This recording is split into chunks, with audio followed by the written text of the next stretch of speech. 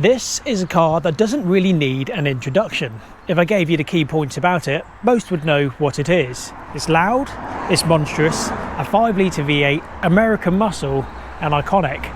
But to give it a name, it is the Ford Mustang GT.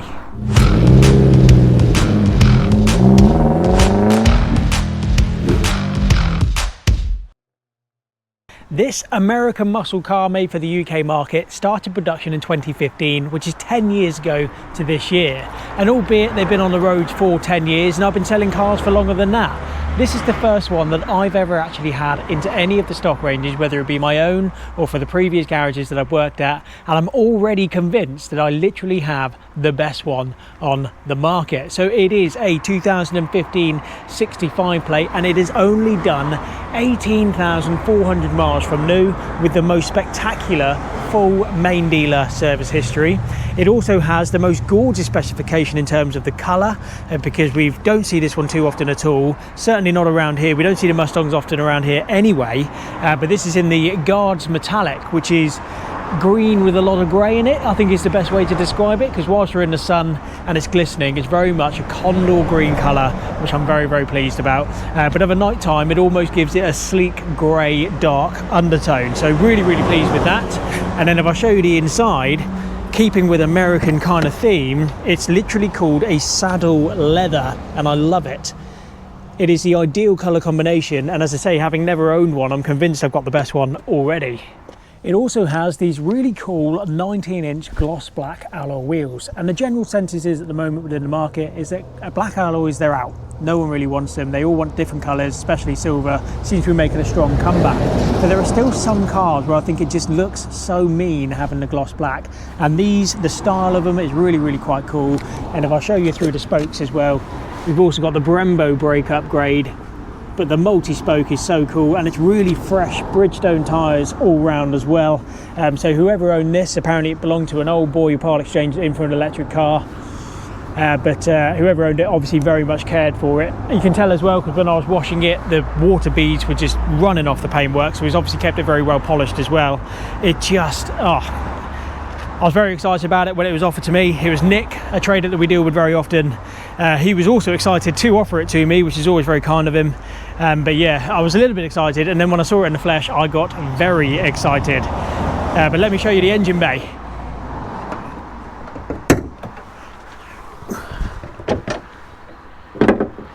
Now, I will be honest, I don't remember the last time that I lifted a bonnet and it didn't have the gas struts. It's very old school, having the manual holdall to put that into place, but it's all forgiven when you open it up and you see this monstrous block with big bold letters at the 5-litre, powered by Ford, which is obviously just an iconic engine block to have a look at. But it really does fill the bonnet, which is absolutely awesome to see. It's one of those cars, especially in today's market, it almost feels naughty to own it. It's a bit giddy really, but it is very, very cool, looks very aesthetically pleasing, and as you've already heard, sounds tremendous. I'm also yet to find an angle on the car where it doesn't look absolutely stunning. I love the big rear lights, they're an aggressive statement, the big GT badge. We've also got the rear camera up there as well, which is part of the additional spec. And the aftermarket exhaust that's fitted as a Miltech exhaust seems a very common upgrade that people tend to do on their 5 litres, which is fantastic. As I say, the gloss black I'm very, very pleased with. We've also got keyless entry and keyless start, so I can just open the handle with the key in my pocket. Everything feels quite American in here. They're all big buttons and everything has got a bit of a chunk to it, but I don't mind it at all. As I say, got the keyless, never get tired of that sound. But what I absolutely love about this one, we have a 6-speed manual, and it is the short shift that has been fitted. It's like a proper mechanical clunk when you put it into gears, which again just adds to the aesthetic. It's trying to keep it old school but with modern tech, and I love it. The Ford systems, I don't really know that much about them. They're relatively easy to go through, to be honest. You've got your 4 corners on your screen, navigation, Bluetooth, DAB, and your climate control, all very easy. I like the fact, as I say, it's a lot of buttons, makes you feel like you're in control of something more than just a car. We've also got different drive modes. We're in normal, sport plus, racetrack, snow and wet. We'll keep it in normal for a minute, but I have driven it in the sport plus and it does make a difference. The steering does become heavier. The exhaust stays the same note, so I don't think there's any valves in this particular one. There are some upgrades where you can have an additional valve that opens it up when you put it into a different racetrack mode, but it does then become a little bit more responsive, which I absolutely love. But we've got heated and ventilated seats, again additional extra on that there. I like the rotary dials for the dual climate control, again very easy to use. It's all pretty self-explanatory, but just small touches. Mustang since 1964. It feels a little plasticky in here in comparison to the German counterparts that I've had. These steering wheels, again, you see them quite often this style in like Jeeps and things like that. They are very American, but again pretty self-explanatory because we are sat in what is an American icon made for UK roads. So yeah, really genuinely a lovely place to be. These seats are some of the more comfortable seats I've sat in, and I'm not just saying that. They're really lovely wide bases, really well cushioned. I've actually caught myself in a bolster a couple of times. That's how big the bolster is. The only thing I worry about that is starting to wear away maybe the colour on that bolster if you're continuously catching it getting in and out of the car. But yeah, got the shaker sound system upgrade, which gives you a better navigation as well. A lot of them have it, but not everything does. We've also got the automatic lights with, you know, fog lights and things on the side there, although I am surprised you can still see you've got an adjustment from 0 to 4, so there's xenon lights with an adjuster on that, when a lot of them obviously have the adaptive lights of this age. Plenty of space in the back is the honest truth for a coupe. I've seen coupes with far smaller seating. I'm not sure the headroom. You couldn't be the tallest person back there, but you could absolutely fit some people into the car if you needed to. But yeah, just as I say, it feels a little plasticky inside, but I will forgive it because it is very much a cool car to sit inside of, especially when you can hear that engine note, which is just tremendous. And whilst it is a very cool car to admire whilst it is stationary, because it looks fantastic from every angle, as I've already mentioned, it is much more fun when you're on the move. So we'll get it out onto the road and let's see what it can do. This is genuinely one of the very few cars as of late that I've been very excited to get in and give it a go. As I say, not owned one before, so this is the first one that I've driven, but what a machine. And I absolutely love the fact that it is the 6-speed manual. That short shift mechanical clunk just works ever so well, and you've really got complete control. It's a really big car, but it doesn't feel very big. And of course, oh my goodness, it is the 5-litre V8 naturally aspirated, so there is zero lag. There's nothing that you have to wait for to spool up, no turbos, and of course the superchargers are very direct, but the naturally aspirated, you get that enormous V8 rumble, and it's a proper head turner as well. I've just come through Totnes, which is a little village about 3 miles away from where the showroom is, and it really is a head turner. A, you can hear it before you see it, and it's a very gorgeous sound to hear, and B, when you do see it, it's a proper statement of a car, because of course it is the iconic Ford Mustang. The roads around here are quite narrow, so it is a bit of a big car for that, but it certainly doesn't feel too big. It's a very manageable type thing, and just incredibly comfortable. I've already mentioned the seats, but the suspension's a little bit stiff, but it's almost forgiven when you're sitting in these seats because of how well they kind of absorb the ride with it. And of course none of these roads are any good. I don't think I'd necessarily want any alloys that were bigger than the current 19s on there, because you've got a real good sidewall of the tyre, which helps accommodate the drive of it as well. But it's just proper engaging drive all the way through. It's a real pleasant gear change to have. It doesn't feel like a chore at all when driving this. And of course, a lot of cars these days, they don't even offer a manual variant of the model. I'm trying to think of what I could compare this Ford Mustang to. There isn't really a lot on the UK market that you can do so. I guess the only thing that I can really think that comes to mind is maybe a Mercedes-Benz AMG product.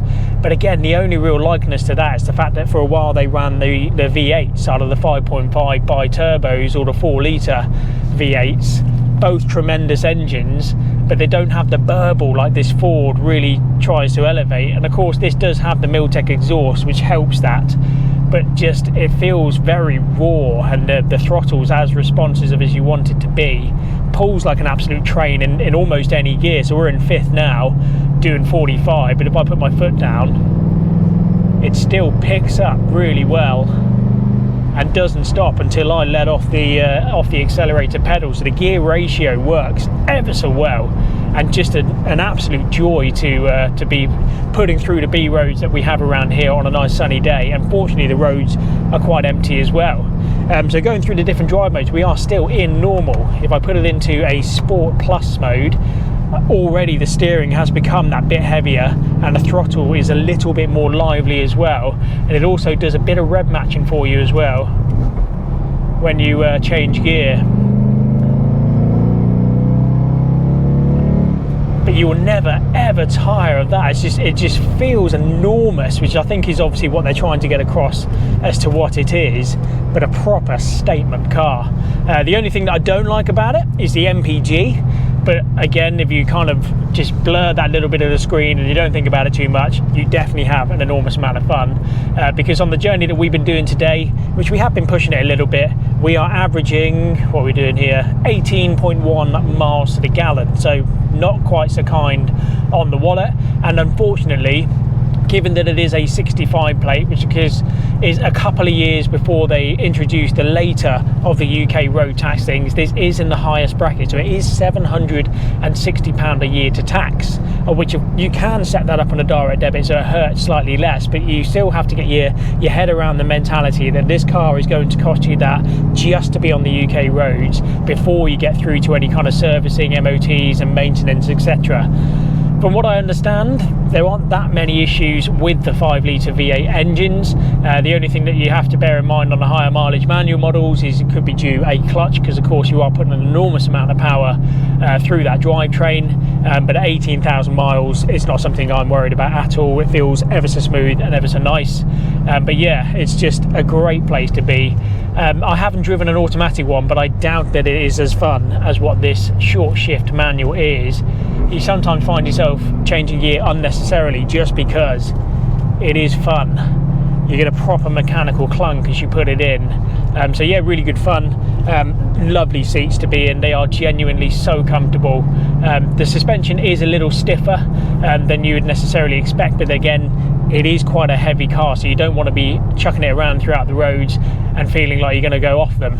So it certainly feels solid, and the seats are then quite accommodating for that stiffer suspension because they are so comfortable. But everything just feels within reach. It all feels very nice and easy to control. Again, loving the fact that they're buttons and I don't have to go through a screen. I was watching a video on the GTD. Of course, Chris Harris and Max Verstappen went out in it, and then I also watched a video where Richard Hammond takes it through France. An amazing looking Mustang.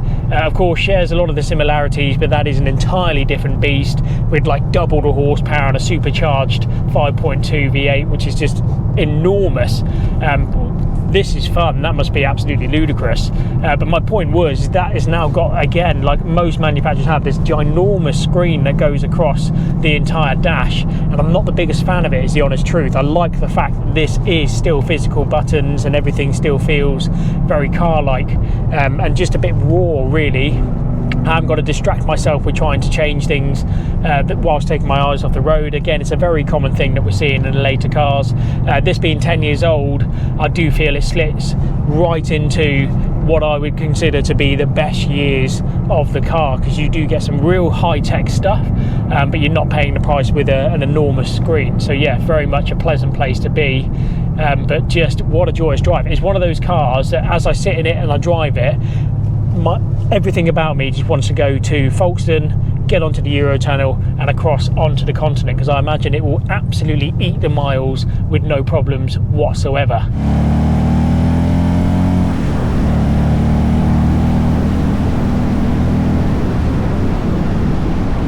And what does make me sad with the motor industry today is they're all going towards electric vehicles, or certainly small engine hybrids that are very capable of doing sustainability MPG and not much performance figure. They're all starting to look very samey as well. I compare the BMW 1 Series to a Ford Focus to an Audi A3. They all kind of look the same if you squint, but this definitely isn't that. this is giving me a modern tech, it's giving me a monstrous bit of performance and also a good level of practicality because of the general size of the car. It's almost saying, actually, no, I don't want to go that way. I want to do my own thing. I want to do what a Ford Mustang is about. And of course, you can still get them, even though this is 10 years old, they are still running the Mustang with these 5 litres. So I am very appreciative of that fact. Almost feels a little bit naughty driving it, but again, it just brings a tremendous smile to your face. So I'm even taking the longer route back to the showroom, and I'll probably keep driving past it because it is just that joyous to be in a car like this rather than just a kind of run-of-the-mill gets you from A to B. It still makes it a bit of an adventure every time you jump behind the steering wheel, because I have genuinely fallen for this car a little bit. It is truly one of the coolest cars I've had in stock, and very much my colour scheme. I love the guards metallic, I love the saddle leather inside as well. It's got all the tech and everything that I'd want. Doesn't have Apple CarPlay, doesn't have Android Auto, but it has Bluetooth, so I can stream a bit of music if I wanted to. A heated seat for the winter, ventilated seat for the summer. These roads are genuinely terrible, but the seats are absorbing a lot of it, which I appreciate. But just, it's a car that I don't think I could potentially get tired of driving or owning. The running costs might hurt a little bit, absolutely, but I think it's worth the kind of overall price to pay. In terms of actual affordability, I think they're very sensible. Even when new, they were only between 50 and 60,000, which again I know sounds like an enormous amount, but when you compare it to other big monstrous V8 cars such as a C-Class Mercedes-Benz or an M4, M3, something like that, it still sits right below what they are, but gives you an enormous amount of kind of value for your money, which I know sounds so silly to say these days because we are still talking about thousands of pounds, tens of thousands of pounds. This one being 10 years old, and I appreciate, you know, it has only done 18,000 miles. It's still going to be 28,995 on our forecourt and look pretty good value at that for a Ford Mustang 5 litre V8. So affordability is maybe the wrong word, but it's certainly not ludicrously expensive to buy in the first place.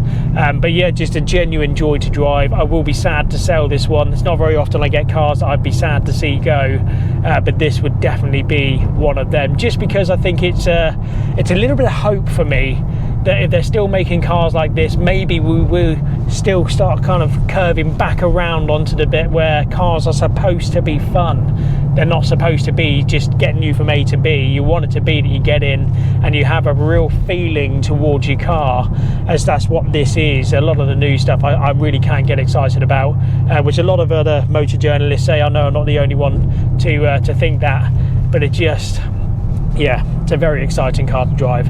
I really hope that you've enjoyed the review of what is quite possibly one of the coolest cars that I've had, and I really hope that you can like and subscribe to the channel because the numbers are still growing, which I really do appreciate, and of course I hope to see you for the next one. So thank you very much.